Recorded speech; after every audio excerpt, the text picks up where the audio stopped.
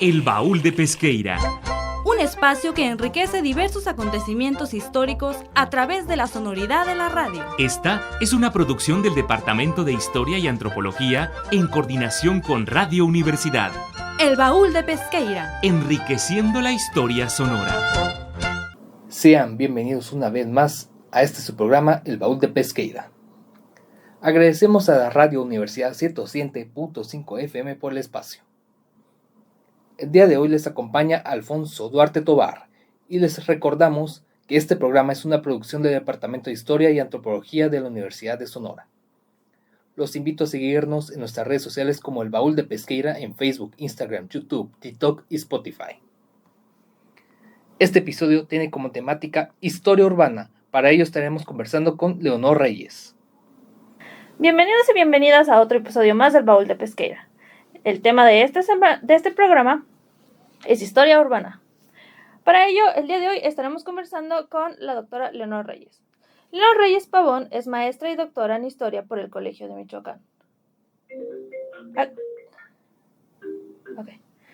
Actualmente es postdoctorante de la CECITI en el Instituto de Investigaciones Históricas de la Universidad Nacional Autónoma de México, con la investigación Estructura Urbana, Propiedad, Uso de Suelo y Materialidad, medida a través de su catastro, 1903-1920. Ha publicado un libro de autoría propia titulado Ferrocarriles y Ciudad, la transformación urbana de Mérida a partir de la introducción de la infraestructura ferroviaria, 1874-1920, que en su versión de tesis ganó el premio Gastón García Cantú en investigación histórica sobre la Reforma Liberal de México y Porfiriato del Instituto Nacional de Estudios Históricos de las Revoluciones de México en 2002. Y también ha escrito artículos que abordan la relación entre la ciudad, las infraestructuras, principalmente en Mérida y Progreso. También es cofundadora de la Red Iberoamericana de Historiadoras y de la Red de Investigadoras en Historia Urbana. ¿Sí quiere presentar, doctora? Hola, buenos días. Pues más que nada agradecer la invitación, Sofía, para hablar sobre este tema que pues creo que a veces es un poquito no tan conocido, ¿no? En la historia. Entonces, bueno, te agradezco muchísimo por la invitación. No, a usted, bienvenida. Para comenzar, entonces, cuéntenos un poco qué es la historia urbana y por qué es importante entenderla. Pues mira, en una, digamos, como cosa muy general, pues la historia urbana trata del estudio de la construcción de la ciudad en el tiempo. Pero bueno, ¿qué es esto, no? O sea, no estamos hablando propiamente de un edificio, de los edificios, no estamos estudiando las calles, sino las relaciones sociales que se generan dentro del espacio de las ciudades. Es decir, ver la ciudad como un producto político, económico y cultural, que es resultado de decisiones del Estado, de las élites, de los empresarios, y que también nos permiten entender la desigualdad, cómo se distribuye la infraestructura, la propiedad, la movilidad, y cómo se concentran en las ciudades todos los procesos de modernización y las ideas del propio tiempo, ¿no? De la ciudad que estamos estudiando. Es muy importante ahorita viviendo nosotros en ciudades, ¿no? Considerando que sus investigaciones abarcan la segunda mitad del siglo XIX y los principios del XX, que es un tiempo muy atrás y que las ciudades eran muy diferentes, ¿qué estaba ocurriendo en las ciudades mexicanas en ese momento? Uy, pues así que como el meme, muchas cosas. Creo que una parte muy importante es la consolidación del Estado liberal y todas las políticas que tienen que ver pues con la propiedad que estaba en manos de la Iglesia. Como todos sabemos, vienen los procesos de desamortización y eso va a generar un movimiento importante de propiedades y que esta se redistribuya. También estamos viviendo la modernización material en las ciudades, la introducción de los ferrocarriles, la ampliación de los puertos, la introducción del alumbrado, del drenaje, las rectificaciones de trazas, reglamentos urbanos, ¿no? De cómo debían de construirse las ciudades, ¿no? Cómo deberían de crecer las ciudades, una mayor articulación territorial, la aparición de nuevas lógicas de propiedad y registro de propiedades, justo un poco lo que te decía, pero después la aparición de mecanismos como el catastro para controlar la propiedad y también la profesionalización técnica de ingenieros, los planos, ¿no? Y todas estas cosas que van a permitir tratar de organizar las ciudades. Y entonces, en este proceso de organización de la ciudad, ¿quiénes son las personas que tomaban las decisiones sobre las ciudades y cuáles son los intereses que estaban en juego durante ese proceso de decisión, también pensar quiénes son las personas que mientras están haciendo estas decisiones quedan fuera de ello. Claro, bueno, es que ahí hay dos cosas muy importantes, ¿no? O sea, porque sin duda las decisiones van a ir por parte de los gobiernos estatales, federales, los ayuntamientos, los empresarios, las élites locales, o sea, pues todas las personas que ostentan de alguna forma el poder social y económico, pero tampoco los ciudadanos pues de a pie van a quedar ajenos a esto, ¿no? Ellos van a también apropiarse de lugares de la ciudad, y a pesar de los reglamentos y a pesar de los esfuerzos por tratar de normar el espacio urbano, muchas veces esto no se va a lograr, ¿no? Entonces también es que hay que ver que la ciudad no es un lugar neutral, sino que es un lugar donde hay tensiones, ¿no? En donde se trata de imponer una decisión, digamos, unilateral, pero que las personas se van a apropiar de esos espacios y van a construir nuevos significados para ellos. Y entonces, usted ha trabajado sobre el Puerto de Progreso. En el Puerto de Progreso, que está en Yucatán, ¿no? Así es. Ajá. El Puerto de Progreso, en ese caso, ¿qué tensiones generó la infraestructura portuaria? Pues mira, ahí hay varias cosas muy interesantes de este caso. El Progreso es un puerto que es una población que se construye en el siglo XIX, no es una ciudad colonial, no existía antes, y siempre la idea fue que fuera un lugar de intercambio, ¿no? Entonces esto obviamente va a tener que ver con el control de espacio estratégico para las exportaciones y las importaciones, va a haber conflictos laborales, regulación fiscal y aduanal, un crecimiento muy acelerado, no ordenado, en el cual va a predominar sobre todo los intereses de los mercados. ¿A qué me refiero? La construcción de muelles, de bodegas, ¿no? De toda esta cuestión logística para el movimiento de mercancías. Y por supuesto, empresarios, aduaneros, ferrocarrileros, etcétera, tratando, ¿no?, de competir por apropiarse del suelo urbano, ¿no? Y obviamente en tensión con los ayuntamientos, que tampoco estaban de acuerdo en ceder el poder que ellos tenían.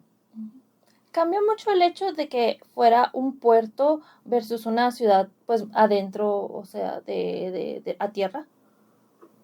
Pues yo creo que son varios factores, porque tampoco es lo mismo Progreso que Veracruz, por ejemplo, ¿no? Veracruz es una ciudad colonial, el principal puerto del país, que ya tiene una larga historia, además una ciudad amurallada, que eventualmente se derrumba la muralla. En cambio, Progreso, digamos que fue diseñado de otra manera. Y con respecto a las ciudades del interior, pues también tienen que ver con sus lógicas internas. No es lo mismo, por ejemplo, Mérida, que es una ciudad construida en un terreno plano, que por ejemplo Guanajuato, ¿no?, que es producto de las minas, ¿no?, y de unas construcciones y calles completamente distintas, ¿no? Entonces cada ciudad tiene sus propias particularidades. Ok, muy interesante. Vamos a hacer ahora una breve pausa y al regresar seguiremos conversando. A continuación, les comparto la cápsula que esta semana preparé para ustedes y que he titulado Evolución Urbana de Hermosillo, de la sequía a la metrópoli industrial. El origen urbano de Hermosillo no responde a la cuadrícula española tradicional de la Ley de Indias, sino a una necesidad defensiva y productiva. La fundación del Presidio de la Santísima Trinidad del Pitic en 1741 buscaba pacificar a los grupos Seri y Pima, pero sobre todo controlar el punto donde los ríos Sonora y San Miguel convergen. La morfología inicial fue dictada por la sequía madre, como señala Juan José Gracida Romo. El crecimiento temprano se dio de manera lineal, siguiendo los canales de riego que permitían el cultivo de cítricos y trigo. Esta urbanización del agua creó una estructura dispersa donde la vivienda y la huerta eran una unidad inseparable. El Cerro de la Campana funcionó como el hito geográfico que protegía el asentamiento de las crecidas del río y servía como punto de vigilancia. En 1828, el Pitic es elevado a la categoría de ciudad con el nombre de Hermosillo. Sin embargo, su verdadera transformación urbana ocurrió tras ser nombrada capital definitiva del estado en 1879, desplazando a Ures. Este cambio de estatus político atrajo a una burguesía comercial, en gran parte extranjera, como alemana, china y estadounidense, que comenzó a demandar una estética urbana diferente. La llegada del ferrocarril en Sonora en 1882 fue el evento que fracturó la traza colonial. La vía férrea dividió la ciudad y dictó la ubicación de los primeros almacenes y molinos harineros. Según el historiador Miguel Tinker Salas, el ferrocarril no solo conectó a Hermosillo con Arizona, sino que introdujo materiales de construcción como el ladrillo cocido y estructuras de hierro, visibles en el sector del centro histórico actual. La ciudad dejó de mirar únicamente al río para empezar a mirar la estación ferroviaria. El siglo XX trajo consigo lo que los académicos denominan el milagro sonorense, bajo la gestión de Abelardo L. Rodríguez. Hermosillo vivió una cirugía urbana profunda. El objetivo era transformar una ciudad de adobe y calles estrechas en una metrópoli moderna y funcionalista. Dos hitos marcaron este periodo. La Universidad de Sonora, 1942. Su ubicación hacia el poniente sacó a la ciudad de su estancamiento central. La Unison actuó como un imán que desplazó el crecimiento residencial hacia zonas más elevadas y ventiladas. La presa Abelardo L. Rodríguez, 1948. Esta obra de ingeniería cambió el destino ecológico y urbano de la región. Al contener el río Sonora, se eliminó el riesgo de inundaciones constantes, permitiendo la urbanización de tierras bajas, pero también alterando permanentemente el microclima de la zona, iniciando un proceso de desertificación urbana. En este periodo, la ciudad adoptó el modelo estadounidense. Amplios bulevares, como el Boulevard Rodríguez, diseñados para el automóvil, y la aparición de las primeras colonias residenciales con jardines frontales, rompiendo con el patio central novohispano. A finales del siglo XX, Hermosillo experimentó una transición económica que reconfiguró su periferia. La instalación de la planta de estampado y ensamble de Ford Motor Company en 1986 no fue solo un cambio industrial, sino un choque demográfico. Miles de trabajadores de otros estados migraron a la capital sonorense. Esto provocó una expansión descontrolada hacia el sur y el oriente. La ciudad comenzó a segregarse de forma más marcada. El norte y poniente se consolidaron como zonas de servicios y clase media alta, mientras que el sur se llenó de desarrollos habitacionales de interés social, muchas veces desconectados de los centros de empleo. La infraestructura de transporte público no creció a la par de la mancha urbana, consolidando la dependencia del vehículo privado, un rasgo que define a la ciudad hasta el presente. El proyecto del Vado del Río en los años 90 representó un intento por recuperar el cauce seco del río Sonora para fines comerciales y administrativos. Se construyeron centros del gobierno y plazas comerciales, intentando crear un nuevo centro geográfico. Sin embargo, la crítica académica, especialmente desde el Colegio de Sonora, señala que este desarrollo priorizó el valor inmobiliario sobre la sostenibilidad hidrológica y el espacio público. Hoy, Hermosillo enfrenta el reto de la isla del calor. La falta de pavimentos permeables y de una red de parques arbolados ha elevado las temperaturas urbanas varios grados por encima del entorno desértico circundante. La escasez de agua, simbolizada por el conflicto por el acueducto Independencia, pone un límite físico al crecimiento horizontal, obligando a los urbanistas actuales a plantear una ciudad vertical que aún genera resistencia a la cultura habitacional local. También se debe priorizar más al peatón que al automóvil, debido a que la ciudad ha sido diseñada principalmente para el automóvil, no para el peatón, así que se están planteando ideas de pasos peatonales y también ciclovías para dar más prioridad en la movilidad social, que tanto le hacía falta a la Ciudad del Sol. Regresamos con la doctora Leonor Reyes, con quien estamos conversando sobre el tema historia urbana. Hablando más concretamente, doctora, del ferrocarril, más allá de su impacto directo en las industrias, del que se ha hablado mucho en la historiografía, ¿cómo transformó el ferrocarril la organización del espacio urbano? Bueno, pues es que hay varios momentos, digamos. El momento de la introducción del ferrocarril, que afecta de alguna manera un poco menos, dependiendo de las ciudades, en donde se ubican las estaciones, ¿no? Entonces, va a tener que ver con una reorientación de los ejes de crecimiento, porque las estaciones y las infraestructuras del ferrocarril, que son muy grandes, hacen que haya un cierre del espacio, ¿no? Que no se pueda cruzar de repente de un lado a otro como se podía antes.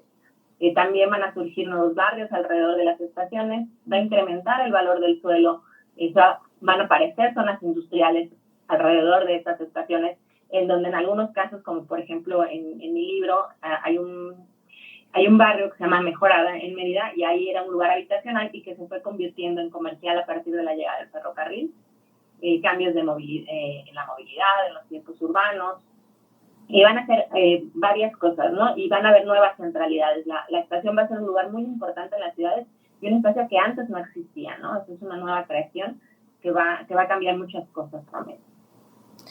Entonces, ¿se puede decir que a partir de la expansión ferroviaria cambió la manera en la que se ocupaba la ciudad? Sí, claro. Va a haber una especialización de zonas, justo esto que te comentaba, industrial, residencial, comercial, y que en algunas ocasiones se van a reorganizar de como estaban originalmente. Va a haber una mayor circulación de personas y mercancías que también va a obligar a que, por ejemplo, aparezcan lugares de hospedaje para los viajeros. No existían de repente propiamente los hoteles en todos los lugares, quizás en los más grandes sí. También que haya necesidad de hacer bodegas, de mover mercancías desde las bodegas del ferrocarril a los comercios. Además de la consolidación de jerarquías espaciales en donde pues va a haber personas que van a quedar dentro y fuera, ¿no? Justo hasta ahora, alguna vez alguien me comentó que en Guadalajara vivir del otro lado de las vías era como algo negativo, ¿no? Y que todavía se utiliza así como, ¿de qué lado de las vías vives, no? Entonces eso también como una cuestión de discriminación que también tuvo esas consecuencias. Aquí en Sonora yo sé que hay, bueno, cuando se introduce el ferrocarril, una de las cosas que pasa es que ciertos asentamientos que estaban pues en las vías anteriores de transporte se vacían de gente porque se mueven a donde está la nueva ruta del ferrocarril. También pasa en lugares como Yucatán, porque pues uno entiende que las poblaciones que están ahí son más viejas y quizás estén más arraigadas al lugar propio de donde son. Pues mira, no he encontrado algún caso tal cual de que haya desaparecido una población en Yucatán, pero hay dos efectos, ¿no? Este que comentas, de que desaparece una población para reubicarse, pero también la formación de nuevos poblamientos justo a partir de esto, ¿no? Entonces, hay ciudades importantes como Torreón, como Apizaco, que van a surgir a partir del ferrocarril. Y en el caso de otras como Mérida, por ejemplo, como la Ciudad de México, van a modificarse. En su crecimiento, van a modificarse en varias cosas, ¿no? Entonces, son distintos los efectos y dependen mucho también del lugar. Uh-huh. Y bueno, nosotros muchas veces, cuando estamos haciendo una investigación de este tipo, imaginamos a la ciudad del siglo XIX, sobre todo, como un espacio, pues, de fados masculino, ¿no? ¿Qué matrices aporta su investigación sobre la presencia femenina específicamente en el espacio urbano? Pues mira, realmente en la investigación sobre ferrocarriles es un poco incidental y vemos a las mujeres pues no como, pues digamos, como no como protagonistas, pero sí están ahí, ¿no? Sí las podemos ver en estos espacios.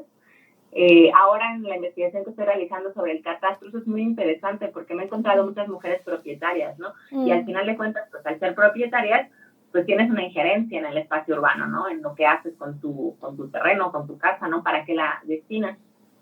Y pensando en otras investigaciones, no la mía en específico, la doctora Blanca Rosas tiene una investigación sobre el comercio callejero. Y ahí, pues sí se puede ver pues una predominancia de la participación de las mujeres y cómo están en el espacio urbano y cómo están gestionando con las autoridades para conseguir los lugares en donde ubicarse para vender sus productos, ¿no? Entonces, yo creo que tiene que ver mucho con pues, con la pregunta que te estés haciendo, ¿no? O sea, no es que no estén ahí, es que ¿qué estamos tratando de saber? Es difícil remover a la mujer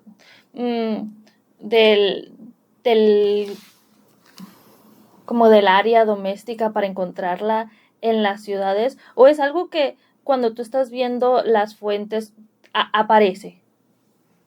Pues mira, yo creo que aparecen porque finalmente pues la ciudad pues se habita por todos, ¿no? Desgraciadamente a veces las fuentes no nos dejan ver, pero por ejemplo hay un caso muy chistoso de una queja cuando se hace esta estación en el barrio Mejorada, que dice, ¿no?, que los trabajadores incomodan a las familias que pasan por allá y que las mujeres tienen que estar escuchando esas malas palabras que dicen y vulgaridades que dicen los trabajadores, ¿no? Entonces, pues ahí estamos viendo que de alguna forma ya se están viendo afectadas, aunque no propiamente una mujer lo está diciendo, ¿no? Pero están ahí. Bueno, y hablando pues ya más del lado de la investigación, cuando uno trabaja este tipo de temas, o sea, de historia urbana realmente, estás trabajando con imágenes, con planos, con fotografías, ¿no? ¿Cuáles son las precauciones que debes tener al trabajar este tipo de fuentes que no son la documental estrictamente? Y a mí, sobre todo, me interesa saber cómo distingues entre lo proyectado, o sea, lo que quiere hacer un proyecto de sí y lo que sí se construye. Ya, pues mira, al final de cuentas las imágenes, los planos, las fotografías también son documentos, ¿no? Entonces hay que hacer una crítica de esos documentos. O sea, ¿quién lo está haciendo? ¿Cuál es la finalidad de que se esté haciendo? ¿Quién tomó la fotografía? ¿Cuál era la finalidad? ¿No? La finalidad, pues de repente era hacer una postal para publicitar la ciudad o como una cuestión exótica. O sea, todo eso hay que tenerlo en consideración. Y ahora, o sea, bueno, un plano, pues como sabemos, es un proyecto ideal, es justamente lo que mencionas, es lo proyectado. Y una fotografía, al final, también es un pequeño fragmento que tiene una intención. Lo que se está fotografiando y para qué. Uh-huh. Y el documento, dependiendo de quién lo haga, pues también tiene una intención. Uh-huh. Entonces yo creo que mucho hay que hacer un cruce de fuentes y ver cuál es esta diferencia, ¿no? Justamente entre esto y nosotros como historiadores hacer nuestra labor de intérpretes críticos de las fuentes. Y así súper rápido, porque yo creo que ya estamos en el tiempo. Uh-huh. Mira, pero cuando se hizo la estación del ferrocarril, la nueva estación en donde se conjuntan todos los servicios ferroviarios, porque originalmente en Mérida hubo 4 estaciones, en los años 20 se inaugura una nueva estación y ocupaba una gran extensión de territorio de la ciudad, y que es justo donde ahora se hizo ese gran parque de la plancha, que se ha publicitado mucho. Oh. Eso dividió de alguna forma la ciudad. Entonces, para que no hubiera quejas de los vecinos, en los documentos dice que se iba a hacer un puente peatonal para que para que pudieran cruzar por donde estaba allá y no sé qué tanto. Nunca se hizo. Y eso, por ejemplo, está en los documentos, no está en los planos, no está en otra cosa, ¿no? Entonces, al final, pues uno si nada más lee el documento y dice, pues se hizo un puente para los vecinos, ¿para qué? Pero bueno, ya revisando las otras fuentes te das cuenta de que no fue así y nada más fue como algo para apaciguar los ánimos de las personas. Entonces, un poco eso, ¿no? Como ir cruzando lo que encontramos y al final no vamos a tener una realidad completa, ¿no? Pero acercarnos lo más posible. Pero eso también es, pues es historia al final, ¿no? O sea, porque la misma proyección, me refiero, es una manera de cómo se utiliza el espacio, pues, para maniobrar a la gente social y políticamente. Claro, y quienes quedan dentro de esa ciudad y quienes quedan fuera. O sea, pero también hay como un directorio que se hizo de la ciudad, pero solamente se registró a las personas que vivían en las calles que estaban pavimentadas, por ejemplo. Entonces parece que la ciudad termina ahí, pero no es así. Bueno, pues fue muy interesante, profesora, hablar con usted. Ha sido un placer realmente y agradecemos profundamente que se tomara el tiempo para venir a conversar con nosotros. Si se quiere despedir. Sí, pues muchísimas gracias a ustedes, muchísimas gracias al público que nos escucha y felicidades por esta iniciativa que ya tienen bastante tiempo realizando y que continúen con muchos éxitos. Bueno, pues muchas gracias a nuestra audiencia, gracias también por acompañarnos en este episodio. No olviden seguir nuestras redes sociales para más contenido sobre historia y antropología. Hasta la próxima. Para el Baúl de Pesqueira, Sofía Gurrola. A continuación, la cartelera de eventos de esta semana por parte de Alejandra. Del 3 al 10 de marzo, Hermosillo ofrece una agenda cultural diversa, donde la palabra, la memoria y el arte convergen. Los días 3 y 5 de marzo, en la Biblioteca Fernando Pesqueira, el escritor Manuel Parra Aguilar imparte el taller El poema en prosa, una introducción a la escritura moderna de poesía. 2 sesiones intensivas, gratuitas y dirigidas a quienes quieren explorar esta forma literaria desde la práctica, en un horario de 5 a 7 de la tarde. Del 2 al 12 de marzo, el Departamento de Historia y Antropología de la Universidad de Sonora organiza la jornada académico-cultural en conmemoración del Día Internacional de las Mujeres. Algunas de las actividades son El 9 de marzo, la conferencia Acción Colectiva de Mujeres, una respuesta a las violencias, con la maestra Alexandra Villarreal a las 10 de la mañana. El 10 de marzo, la escucha colectiva Rebeldes, Libres y Norteñas, Memoria del Movimiento Feminista en Sonora, con Patricia Godoy y Leila Acedo, igual a las 10 de la mañana. El 12 de marzo, la conferencia Mujer, Esposa y Madre, el divorcio en Sonora durante el Porfiriato, a cargo de la maestra Melissa Proaño a las 4 de la tarde. Todas las actividades se llevarán a cabo en el auditorio del Departamento de Historia y Antropología de la Unison y están abiertas a la comunidad universitaria y al público en general. Finalmente, en el Museo de Culturas Populares e Indígenas continúa el ciclo De la Ceniza a la Gloria, que explora tradiciones de Cuaresma y Semana Santa en Sonora. Este viernes 6 a las 10 de la mañana se aborda la Semana Santa en Tonichi y Bacadehuachi. Todas las actividades son gratuitas, una semana para reflexionar y crear. Para el Baúl de Pesqueira, Alejandra Rongel. Eso es todo por hoy. Agradecemos a quienes nos escuchan a través de las diferentes plataformas, a nuestra operadora técnica, a nuestra productora, a nuestra guionista y todos los que colaboran en la realización de este programa. No olviden seguirnos en nuestras redes sociales. Nos encuentran como el Baúl de Pesqueira. Que tengan excelente semana. Se despide ustedes Alfonso Duarte Tobar y hasta el siguiente episodio. El Baúl de Pesqueira ha cerrado un programa más. Te invitamos a escuchar un encuentro entre el pasado y el presente de Sonora en la próxima emisión. Esta fue una producción del Departamento de Historia y Antropología en coordinación con Radio Universidad. El Baúl de Pesqueira. Enriqueciendo la historia sonora.